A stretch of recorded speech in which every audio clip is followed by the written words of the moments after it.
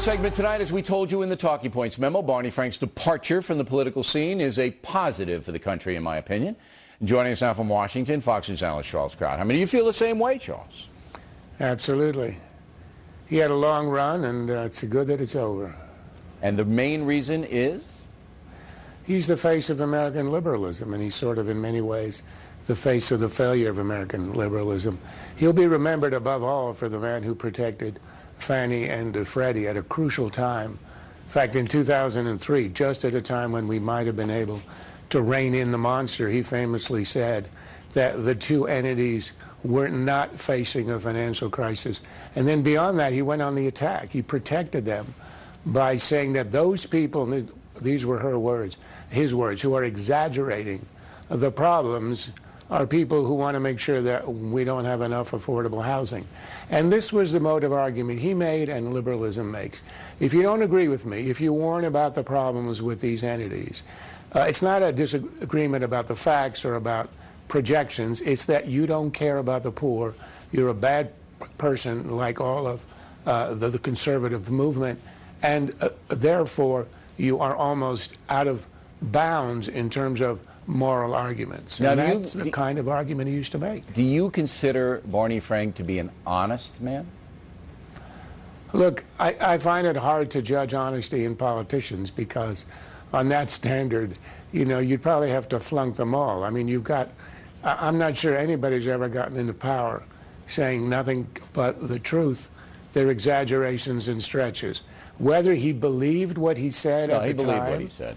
Well, I think he did. I'm not sure he was lying about it. No, he talked himself into believing. Let me give you a stark example, and everybody knows about the shootout between me and Frank, where he did lie on this program. We had him on videotape, saying that Fannie and Freddie were a good investment going forward. We played the videotape. He comes on and says, I didn't say that. And I'm going, what are you, is this a Twilight Zone? Of course you said it. And then he started to blame Bush. He said that Bush was the man who prevented reform and oversight on Fannie and Freddie, which is patently false. And so then I just launched on him. So to me, he wasn't an honest guy. He was delusional. You're right. He believes what he says. I don't think he goes on and says, I'm going to lie on the O'Reilly factor. He doesn't do that. But he's delusional. I mean, if it doesn't fit into his worldview, then he's going to pretty much say whatever he wants to say. You know, I'm the last person that wants to defend him. But I would say that most politicians, when they're caught in contradictions, will resort to denial or extenuation. But how can you do that when you just saw a videotape? When you saw a videotape 20 seconds beforehand? Look, there are a lot of politicians today who are running for the presidency who've changed their opinions about certain issues, and you show them the tape. Yes, we ought to invade Libya. No, we shouldn't invade Libya. And they managed to deny that they've actually contradicted themselves.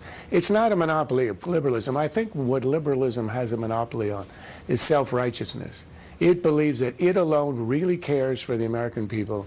Conservatives really want to throw the elderly and the orphaned into the snow. That is somehow deep in their belief system.